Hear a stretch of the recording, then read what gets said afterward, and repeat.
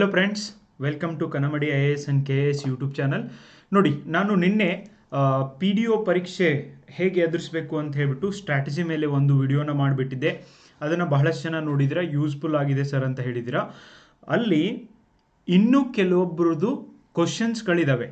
Okay, ಒಬ್ಬರು students ಹಾಕಿದ್ದಾರೆ, like strategy ಹೇಳಿ ಸರ್, PDO ಸೆಕೆಂಡ್ ಪೇಪರ್ದು ಸ್ಟ್ರಾಟಜಿನ ಹೇಳಿ ಅಂತ ಹಾಕಿದ್ದಾರೆ. Yes, I will address that. ಅದು ಆದಮೇಲೆ ಕಡ್ಡಾಯ ಕನ್ನಡ ಪರೀಕ್ಷೆ ಬಗ್ಗೆ ಮಾಹಿತಿ ಬೇಕು ಅಂತ ಹೇಳಿದ್ದೀರಾ. ಆ್ಯಂಡ್ ಇದ್ರ ಬಗ್ಗೆನೂ ಕೂಡ ನಾನು ನಿಮಗೆ ಆಲ್ರೆಡಿ ಹಿಂದೆ ಒಂದು ವಿಡಿಯೋಗಳಲ್ಲಿ ಕೊಟ್ಟಿದ್ದೀನಿ, ಈಗಲೂ ಕೂಡ ಕೊಡ್ತೀನಿ. ಆಮೇಲೆ ಕಂಪ್ಲೀಟ್ಲಿ ಸೆಕೆಂಡ್ ಪೇಪರ್ನ ನೀವು ಹೇಗೆ ಎದುರಿಸಬಹುದು ಅಂತ ನಾನು ಹೇಳ್ತೀನಿ. ಅದು ಆದಮೇಲೆ ಮತ್ತೆ ಸ್ಟೂಡೆಂಟ್ಸ್ಗಳ ಸಂದೇಹ ಏನಿದ್ದಾವೆ ಅದನ್ನು ಕೂಡ ನಾನು ಹೇಳ್ತೀನಿ friends. First I will start with strategy for PDO second paper. PDO second paper ಐತ್ಲ ಗೈಸ್, ಅಕಾರ್ಡಿಂಗ್ ಟು ಮೀ ಇದೇ ಪೇಪರೇ ನೀವು ಪಾಸ್ ಆಗ್ತಿರೋ ಇಲ್ಲೋ ಅಂತ ಡಿಸೈಡಿಂಗ್ ಫ್ಯಾಕ್ಟರ್ ಇರೋದೇ ಇದೇ ಪೇಪರ್ ಒಳಗೆ. ಓಕೆ, ನಾನು ಯಾಕೆ ಹೇಳ್ತಿದ್ದೀನಿ ಅಂದರೆ, ಜನರಲ್ ಸ್ಟಡೀಸ್ ಪೇಪರ್ ಎಷ್ಟೇ ಈಜಿ ಬಂದರೂ ಕೂಡ 60 to 70 ಮ್ಯಾಕ್ಸ್ ಟು ಮ್ಯಾಕ್ಸ್. ಭಾಳನೇ ಎಕ್ಸ್ಟ್ರಾರ್ಡಿನರಿ ಹಾಕಿದ್ದು ಒಂದು 10 ಕರೆಕ್ಟ್ ಎಕ್ಸ್ಟ್ರಾ ಆಗಿದ್ದಾವೆ ಅಂದರೆ you can go up to 75, not more than that. Okay, general studies paper ಒಳಗೆ ಇದಕ್ಕಿಂತ ಮೇಲ್ ಹೋಗೋದು ತುಂಬ ಕಷ್ಟ ಇದೆ ಆ್ಯಂಡ್ ಹೋಗೋಕ್ಕಾಗೋದಿಲ್ಲ. ಆದರೆ ನೀವು VAO ಎಕ್ಸಾಮ್ ನೋಡ್ರಿ, CTI ಎಕ್ಸಾಮ್ ನೋಡ್ರಿ, ಸ್ವಲ್ಪ ಅಬ್ಸರ್ವ್ ಮಾಡಿರಿ. 1-2 ಪೇಪರ್ ಒಳಗೆ ಈಕ್ವಲ್ ಮಾರ್ಕ್ಸ್ ತೊಗೊಂಡವರು ಪಾಸ್ ಆಗಿದ್ದಾರೆ, ಇಲ್ಲ ಅಂದರೆ ಕಮ್ಯುನಿಕೇಷನ್ ಪೇಪರ್ ಒಳಗೆ ಹೆಚ್ಚು ಮಾರ್ಕ್ಸ್ ತೊಗೊಂಡವರೇ ಪಾಸ್ ಆಗಿದ್ದಾರೆ.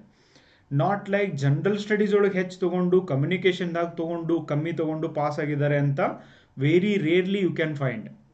ಓಕೆ, ಆದ್ದರಿಂದ ಈ PDO ಸೆಕೆಂಡ್ ಪೇಪರ್ನ ಸ್ಟ್ರಾಟಜಿ ನಿಮ್ಮದು ಹೆಂಗಿರಬೇಕು ಅಂದರೆ, ಕನ್ನಡ ಅಗೇನ್ ಎಕ್ಸಾಮಿನೇಷನ್ ಹಾಲ್ ಒಳಗೆ ಆವತ್ತಿನ ವರ್ಷ ಆವತ್ತಿನ ದಿನ ಎಕ್ಸಾಮ್ ಪೇಪರ್ ಹೆಂಗೆ ಬಂದಿರುತ್ತೆ ಅದರ ಮೇಲೇ ಡಿಪೆಂಡ್ ಆಗಿರುತ್ತೆ. ಆದರೂ ಕೂಡ ಏನು ಮಾಡಬಾರ್ದು ಅಂದರೆ, ಸುಮ್ಮನೆ ನೀವು ಲೈಕ್ ಬಿಟ್ಬಿಡೋಣ ನೋಡೋಣ ಆ ಒಂದು ಆ್ಯಟಿಟ್ಯೂಡ್ ಇಲ್ಲದೆ ಕರೆಕ್ಟಾಗಿ ನೀಟಾಗಿ 2-3 ಸರ್ತಿ ಕ್ವಶನ್ ಪೇಪರ್ ಓದಿದರೆ, 2 to 3 times ಕ್ವಶನ್ ಪೇಪರ್ ಓದಿ, try to read all the questions. ಭಾಳ ಸರ್ತಿ ಏನಾಗಿರ್ತಾರೆ ವಿದ್ಯಾರ್ಥಿಗಳು, ಟ್ರ್ಯಾಪ್ ಆಗಿರ್ತಾರೆ. ಓಕೆ, ಈ ಒಂದು ಕ್ವಶನ್ಸ್ ಓದ್ಕೋತ ಹೋಗಿ ಆಮೇಲೆ ಕೆಲವೊಂದು ಸರ್ತಿ ವಿಚಾರ ಮಾಡ್ಕೋತ ಕೂತು ಉಳ್ಕಿದ ಕ್ವಶನ್ನ ಓದಂಗಿಲ್ಲ. ಆಮೇಲೆ it's my humble request guys, mental ability ಕ್ವಶನ್ಸನ್ನು ಯಾವತ್ತೂ ಫಸ್ಟ್ಗೆ ಬಿಡಿಸ್ಬೇಡ್ರಿ. PDO ಎಕ್ಸಾಮೇ ಆಗಲಿ ಯಾವುದೇ ಆಗಲಿ, ಮೆಂಟಲ್ ಎಬಿಲಿಟಿ ಕ್ವಶನ್ಸ್. ಓಕೆ, ಮೊನ್ನೆ VO ಎಕ್ಸಾಮ್ನಾಗೂ ಸ್ಟೂಡೆಂಟ್ಸ್ ಬಂದಿದೆ ಹೇಳ್ಯಾರ, ಮೊನ್ನೆ PSI ಎಕ್ಸಾಮ್ ಮುಗಿದ ಮೇಲೂ ಸ್ಟೂಡೆಂಟ್ಸ್ ತಮ್ಮ ಸಮಸ್ಯೆನ ಹೇಳ್ಕೊಂಡಿದ್ದಾರೆ. ಆ್ಯಂಡ್ ಮೊನ್ನೆ even Kalyana Karnataka PDO exam ಒಳಗೂ ಇದೇ ಸಮಸ್ಯೆನ ಹೇಳ್ಕೊಂಡಿದ್ದಾರೆ. ಪ್ರಾಬ್ಲಮ್ ಏನಾಗುತ್ತೆ ಅಂದರೆ, ಮೆಂಟಲ್ ಎಬಿಲಿಟಿ ನೀವೇನಾದರೂ ಚಾಲೆಂಜ್ ಮಾಡ್ತೀನಿ ಫುಲ್ ಪ್ರಿಪೇರ್ ಮಾಡೀನಿ ಅಂತ ಹೋದರೆ ಸಿಕ್ಕಾಪಟ್ಟೆ ಟೈಮ್ ಹಿಡಿಯುತ್ತದೆ. ಸಮ್ಟೈಮ್ಸ್ ಆ ಟೈಮ್ ಹೋಗಿದ್ದೆ ನಿಮಗೆ ಗೊತ್ತಾಗೋದಿಲ್ಲ ಎಕ್ಸಾಮಿನೇಷನ್ ಹಾಲ್ ಒಳಗೆ. ಆ ಥರ ಮಾಡಬೇಡ್ರಿ. ಲಾಸ್ಟಿಗೆ ಬಿಡಿಸ್ರಿ, ಮೆಂಟಲ್ ಎಬಿಲಿಟಿ ಕ್ವಶನ್ ಬಿಟ್ಟು ಬರಬೇಡ್ರಿ, ಬಟ್ ಲಾಸ್ಟಿಗೆ ಬಿಡಿಸ್ರಿ. ಓಕೆ, ಈಗ ಕನ್ನಡ ಮತ್ತು ಕಂಪ್ಯೂಟರ್ ಇಂಗ್ಲೀಷ್ ಏನಿದ್ದಾವೆ, ಎಂಡ್ ಆಫ್ ದಿ ಡೇ ಈ ಪೇಪರ್ ಒಳಗಂತೂ ನೀವು ಸ್ಕೋರ್ ಮಾಡ್ಬೋದು. It's a scoring subject. Communication paper ತುಂಬ ಸ್ಕೋರ್ ಮಾಡುವಂಥ ಸಬ್ಜೆಕ್ಟ್ ಇದೆ. ಆದರೆ ಅಗೇನ್ ಆ ವರ್ಷ ಆ ದಿನ ಆ ಒಂದು ಪರೀಕ್ಷೆ ಒಳಗೆ ಎಕ್ಸಾಮ್ ಹೆಂಗೆ ಬರುತ್ತೆ ಅದರ ಮೇಲೇ ನೀವು ಡಿಸೈಡ್ ಮಾಡಬೇಕು. ಲೈಕ್ VAO ಎಕ್ಸಾಮ್ ಒಳಗೆ ಮಾಡ್ರೇಟ್ ಇತ್ತು. ಓಕೆ, ಮಾಡ್ರೇಟ್ ಅಂದರೆ ಅಂಥ ಡಿಫಿಕಲ್ಟು ಅಲ್ಲ, ಅಂಥ ಈಸಿನೂ ಅಲ್ಲ, ಮಾಡ್ರೇಟ್ ಇರುವಂಥ ಪೇಪರ್ ಇತ್ತು. ಆದರೆ CTI ಎಕ್ಸಾಮ್ ಒಳಗೆ ಕಮ್ಯುನಿಕೇಷನ್ ಪೇಪರ್ ಇನ್ನೂ ಮಾಡ್ರೇಟ್ ಇತ್ತು, ಅಂಥ ಟಫ್ ಇರಲಿಲ್ಲ ಅಂತ ಹೇಳ್ಬಿಟ್ಟು. ಇಲ್ಲಿ ಏನಾಗುತ್ತೆ, ಕಂಪ್ಯೂಟರ್ ಕ್ವಶನ್ ಈಸಿ ಇದ್ದರೆ ಇಂಗ್ಲೀಷ್ ಡಿಫಿಕಲ್ಟ್ ಬಂದಿರ್ತವೆ, ಇಂಗ್ಲೀಷ್ ಕ್ವಶನ್ ಈಸಿ ಅನಿಸಿದರೆ even some time Kannada question ಕೂಡ ಡಿಫಿಕಲ್ಟ್ ಇರ್ತವೆ, ಲಿಟ್ರೇಚರ್ ಎಲ್ಲ ಜಾಸ್ತಿ ಕೇಳಿಬಿಟ್ರೆ. ಆದ್ದರಿಂದ ಮ್ಯಾಕ್ಸಿಮಮ್ ಟು ಮ್ಯಾಕ್ಸಿಮಮ್ ಸ್ಕೋರ್ ಮಾಡಲಿಕ್ಕೆ ಟ್ರೈ ಮಾಡಿ ಸೆಕೆಂಡ್ ಪೇಪರಲ್ಲಿ. PDO ಸೆಕೆಂಡ್ ಪೇಪರಲ್ಲಿ ಯಾವುದೇ ಕಾರಣಕ್ಕೂ ನೆಗ್ಲಿಜೆಂಟ್ ಮಾಡಬೇಡ್ರಿ. ಯಾಕಂದರೆ ಅದೇ ಪೇಪರೇ ನೀವು ಪಾಸ್ ಆಗ್ತಿರೋ ಇಲ್ಲೋ ಅನ್ನುವಂಥ ಡಿಸಿಷನನ್ನು ಮಾಡುವಂಥ ಪೇಪರ್ ಆಗಿದೆ. ಆದ್ದರಿಂದ ಸೆಕೆಂಡ್ ಪೇಪರ್ ಕೇರ್ಫುಲ್ ಆಗಿರಿ. ಜಾಸ್ತಿ ಮಾರ್ಕ್ಸ್ನ ಇದರೊಳಗೆ ತೆಗಿಲಿಕ್ಕೆ ನಿಮ್ಮ ಟಾರ್ಗೆಟ್ ಇರಬೇಕು. ನೆಕ್ಸ್ಟ್ ಟೈಮು ಕೂಡ ಯಾವುದೇ ಗ್ರೂಪ್ C ಎಕ್ಸಾಮ್ಗೆ ಹೋದ್ರಿ, ಬಟ್ ಸೆಕೆಂಡ್ ಪೇಪರ್ ಮಾತ್ರ ನಿಮ್ಮ ಟಾರ್ಗೆಟ್ ಇರಬೇಕು. ಓಕೆ, ಅದು ಆದಮೇಲೆ ಯಾರ್ಯಾರೆಲ್ಲ ಕಡ್ಡಾಯ ಕನ್ನಡ ಬರಿತಿದ್ದೀರಾ, ನಾಳೆ ಈ ಒಂದು ಸಾಟರ್ಡೆ ಕಡ್ಡಾಯ ಕನ್ನಡ ಬರಿತಿದ್ದೀರಾ, ಅಗೇನ್ ಆ್ಯಂಡ್ ಅಗೇನ್ ಹೇಳ್ತಾ ಇದ್ದೀನಿ, ಇದ್ರ ಮೇಲೆ ನಾನು ಕ್ವಶನ್ ಪೇಪರೇ ಸಾಲ್ವ್ ಮಾಡಿ ತೋರಿಸಿದ್ದೀನಿ, ಇದ್ರ ಮತ್ತೇನು ಉಳಿಸಿಲ್ಲ ಫ್ರೆಂಡ್ಸ್ ನಾನು. ಸೊ ಕಡ್ಡಾಯ ಕನ್ನಡ ಇಷ್ಟೇ ಮಾರ್ಕ್ಸ್ ತಗೋಬೇಕು ಅಂತ ಇಲ್ಲ, ಮೀನ್ಸ್ ಪಾಸ್ ಆಗಬೇಕು, 150 ಅಂಕಗಳಿಗೆ 50 ಅಂಕಗಳನ್ನ ತಗೋಬೇಕು. Okay, that is not at all a difficult task for you people. Kannada ನಿಮಗೆ ಮಾತಾಡೋಕ್ಕೆ ಬರುತ್ತೆ ಅಂದ್ರೂ ಕೂಡ ಈ ಮಾರ್ಕ್ಸ್ನ ತೊಗೋಬೋದು. ಎಸ್ಸೆ ಬರೆಯೋದಿರುತ್ತೆ, ಆಲ್ರೆಡಿ ಭಾಳ ಜನ ನಮ್ಮ ಎಸ್ಸೆ ಪುಸ್ತಕನೂ ಕೂಡ ತೊಗೊಂಡಿದ್ದೀರಾ ಈ ಉದ್ದೇಶಕ್ಕಾಗಿ. ಆ್ಯಂಡ್ ನಮ್ಮ ವಿಡಿಯೋ ಇದ್ದಾವೆ, ನಾನು ಬೇಕಾದಷ್ಟು ಎಸ್ಸೆ ವಿಡಿಯೋಗಳನ್ನ ಮಾಡಿದ್ದೀನಿ, ಒಂದು ಸರ್ತಿ ನೋಡಿರಿ, ಹೆಂಗೆ ಬರಿಬೇಕು ಪ್ಯಾಟರ್ನ್ ನೋಡಿಕೊಂಡ್ರೆ ನಿಮಗೆ ಸಾಕು, ಅದ್ರ ಮೇಲೂ ಕೂಡ ನೀವು ಬರಿಬೋದು ಫ್ರೆಂಡ್ಸ್. ಓಕೆ, 150ಕ್ಕೆ 50 ಅಂಕಗಳನ್ನ ತಗೋಬೇಕು. ಆ್ಯಂಡ್ ಲೆಟರ್ ರೈಟಿಂಗ್ ಎಲ್ಲ ಇರ್ತವೆ. ಲೆಟರ್ ರೈಟಿಂಗ್ ತುಂಬ ಈಸಿ ಇರುತ್ತೆ. ಲೈಕ್ ಒಂದು ಕಡೆ ನಿಮ್ಮ ಅಡ್ರೆಸ್ ಹಾಕಬೇಕು, ಆ್ಯಂಡ್ ಯಾರಿಗೆ ಬರಿತಿದ್ದೀರಾ, ಪತ್ರಕರ್ತರಿಗೆ ಅಥವಾ ಪತ್ರಿಕಾ ಸಂಪಾದಕರಿಗೆ ಅಂದರೆ ಅವ್ರಿಗೆ ಗೆ ಅಂತ ಹಾಕಿ XYZ ಅಡ್ರೆಸ್ನ ಹಾಕಬೇಕು. ಯಾವುದೇ ಕಾರಣಕ್ಕೂ ನಿಮ್ಮ ಅಡ್ರೆಸ್ ಬರಿಬಾರ್ದ, ಮತ್ತು ನಿಮ್ಮ ಅಡ್ರೆಸ್ಸು, ನಿಮ್ಮ ಫೋನ್ ನಂಬರು, ಪಿನ್ ಕೋಡು ಎಲ್ಲ ಬರಿಬಾರ್ದು. ಓಕೆ, ಇಲ್ಲಿ ಏನಿದ್ರು XYZ ಅಂತಲೇ ಯೂಸ್ ಮಾಡಬೇಕು. That's very dangerous. ನಿಮ್ಮದು ಯಾವುದೇ ಕಾರಣಕ್ಕೂ ಹೆಸರು, ಫೋನ್ ನಂಬರು, ವಿಳಾಸ ಅವೆಲ್ಲ ಬರಿಬೇಡ್ರಿ. ಆಮೇಲೆ ಎಲ್ಲೂ ಕೂಡ ಈ ಚಿಹ್ನೆಗಳನ್ನ ಓಂ ಅಂತ ಬರೆಯೋದು ಆ ಥರ ಎಲ್ಲ ಬರಿಬೇಡ್ರಿ ಆ ಪೇಪರ್ ಒಳಗೆ, ಕಡ್ಡಾಯ ಕನ್ನಡದೊಳಗೆ. ಸೊ ಇಷ್ಟು ಸಿಂಪಲ್ ಇದೆ. ನಿಮ್ಮ ಅಡ್ರೆಸ್ ಬರಿಬೇಡ್ರಿ ಅಷ್ಟೇ. ಒಂದು ಕಡೆ ಗೆ ಅಂತ ಹೇಳ್ಬಿಟ್ಟು ನೀವು ಯಾರಿಗೆ ಕಳಿಸ್ತಿದ್ರೆ ಅವ್ರದ್ದು ಇಂದ ಅಂತ ಹೇಳ್ಬಿಟ್ಟು ನಿಮ್ಮ ಕಡೆಯಿಂದ ನಿಮ್ಮ ಅಡ್ರೆಸ್ XYZ, ಇಲ್ಲೂ ಕೂಡ ನೀವೇನೋ XYZ ABCD ಏನೋ ಹಾಕಿ ಬರಿಬೋದು. ಬರೆದ್ಬಿಟ್ಟು ವಿಷಯ ಏನಂದರೆ ಲೈಕ್ ನಮ್ಮ ಒಂದು ಸ್ಥಳದಲ್ಲಿ, ನಾವು ವಾಸಿಸುವ ಸ್ಥಳದಲ್ಲಿ ಬಹಳಷ್ಟು ದಿನಗಳಿಂದ ರೋಡ್ಗಳು ಹದಗೆಟ್ಟಿದ್ದು, ಆ ರೋಡ್ಗಳನ್ನು ರಿಪೇರಿ ಮಾಡುತ್ತಿಲ್ಲ. ಆ ರೋಡ್ಗಳನ್ನು ರಿಪೇರಿ ಮಾಡುವುದನ್ನು ಕುರಿತು ವಾರ್ತಾಪತ್ರಿಕೆಯಲ್ಲಿ ನೀವು ಒಂದು ನ್ಯೂಸನ್ನು ಛಾಪಿಸಬೇಕೆಂದು ನಮ್ಮ ಕೋರಿಕೆಯಾಗಿದೆ ಅಂತಾದರೂ ಕೊಡ್ರಿ. ಅಥವಾ ಬಹಳ ದಿನಗಳಿಂದ ನಮ್ಮ ಒಂದು ಏರಿಯಾದಲ್ಲಿ ನೀರು ಗಲೀಜಾಗಿ ಬರ್ತಾ ಇದೆ, ಎಷ್ಟೇ ಅಥಾರಿಟಿಗೆ ಕಂಪ್ಲೇಂಟ್ ಮಾಡಿದರೂ ಅದ್ರ ಬಗ್ಗೆ ವಿಚಾರ ಮಾಡ್ತಾ ಇಲ್ಲ, ಇದನ್ನು ಕುರಿತು ವಾರ್ತಾಪತ್ರಿಕೆಯಲ್ಲಿ ನೀವು ಹಾಕಬೇಕೆಂದು ವಿನಂತಿ. ಹಾಗೇನೋ ಮಾಡಿ ಬರೀರಿ ಫ್ರೆಂಡ್ಸ್. ವೆರಿ ಸಿಂಪಲ್ ಇರುತ್ತೆ. ಆ್ಯಂಡ್ ಯಾವುದಾದ್ರೂ ಒಂದು ಟಾಪಿಕ್ ಹಾಕಿ ನೀವು ಬರಿಬೋದು. ಓಕೆ, ಲೆಟರ್ ರೈಟಿಂಗ್ ಕಡ್ಡಾಯ ಕನ್ನಡ ಇಟ್ಸ್ ವೆರಿ ಈಸಿ.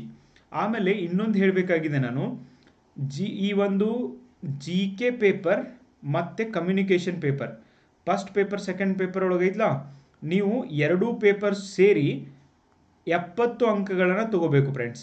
ಎರಡೂ ಪೇಪರ್ ಸೇರಿ ಮಿನಿಮಮ್ 70 ಅಂಕಗಳನ್ನ ತಗೋಬೇಕು. 70 ಅಂಕ ಮಿನಿಮಮ್ ನೀವು ತಗೊಂಡ್ರೆ ಮಾತ್ರ ನೀವು ಪಾಸ್ ಆಗಲಿಕ್ಕೆ ಕ್ವಾಲಿಫೈ ಆದಂಗೆ.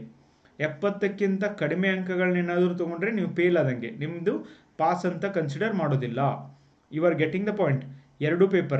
ಎರಡು ಪೇಪರ್ ಸೇರಿ 70 ಅಂಕಗಳನ್ನಾದರೂ ನೀವು ತೊಗೊಳ್ಳೇಬೇಕು, ಮಿನಿಮಮ್ ಅಂಕಗಳಿವು. ಸೊ ಅಷ್ಟಾದರೂ ತೊಗೊಳ್ಳೇಬೇಕು. ಅಷ್ಟು ತೊಗೊಳ್ಳಿಲ್ಲ ಅಂದರೆ ನೀವು ಫೇಲ್ ಆದಂಗೆ, ನಿಮ್ಮದು ಪೇಪರ್ ಚೆಕ್ ಆಗೋದಿಲ್ಲ. ಓಕೆ, ಅಂದರೆ ನಿಮ್ಮ ರಿಸಲ್ಟ್ ಬರೋದಿಲ್ಲ ಹಾಗಾದರೆ. ಸೊ ಅದರಿಂದ 70 ಅಂಕಗಳನ್ನು ನೀವು ಪಡಿಲೇಬೇಕು. ಇದ್ರ ಮೇಲೆ ಸ್ವಲ್ಪ ನಿಮ್ಮ ಗಮನ ಇರಲಿ. ಓಕೆ, ಅದು ಆದಮೇಲೆ ವಿದ್ಯಾರ್ಥಿಗಳ ಸಂದೇಹ ಏನು ಅಂದರೆ, ನೋಡಿ ಕೆಲವೊಂದಿಷ್ಟು ಜನ ಕೇಳ್ತಿದ್ದಾರೆ ಕಡ್ಡಾಯ ಕನ್ನಡ ಬರಿಬಾರ್ದು. ಬರೀರಿ ಹೋಗಿ.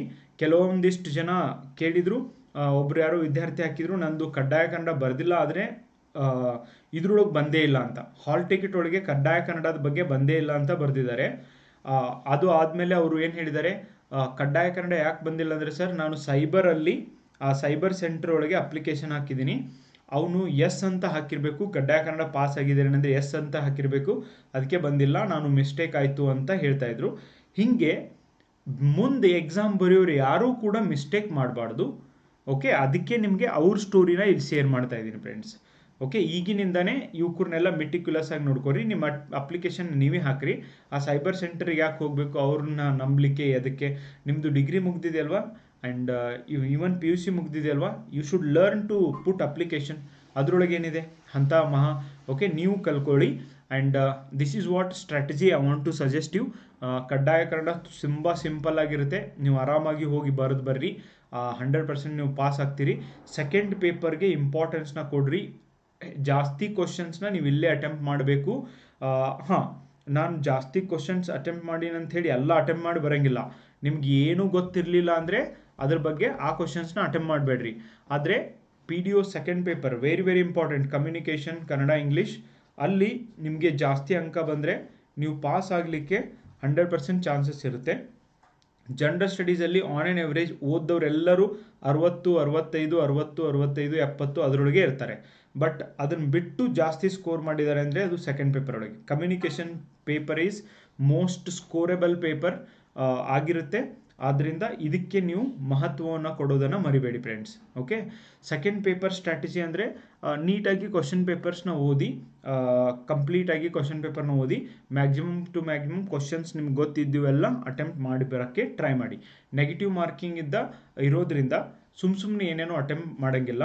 ಬಟ್ ಓನ್ಲಿ ನಿಮಗೆ ಗೊತ್ತಿದ್ದರೆ ಆ ಪ್ರಶ್ನೆಗಳನ್ನು ನೀವು ಅಟೆಂಪ್ಟ್ ಮಾಡ್ಬೋದು ಫ್ರೆಂಡ್ಸ್. ಓಕೆ, ಇದು ಕಡ್ಡಾಯ ಕನ್ನಡ ಮತ್ತು PDO ಎಕ್ಸಾಮ್ ಬಗ್ಗೆ ನಿಮಗೆ ಇನ್ಫಾರ್ಮೇಷನ್ ಬೇಕಾಗಿತ್ತು. ಅದು ಆದಮೇಲೆ ನಿಮ್ಮದು ಮತ್ತೇನೇ ಜೆನ್ಯೂನ್ ಏನಾದರೂ ಸಮಸ್ಯೆಗಳಿದ್ದರೆ ಅದನ್ನು ನನಗೆ ಕಮೆಂಟ್ ಬಾಕ್ಸ್ ಮೂಲಕ ತಿಳಿಸಿ.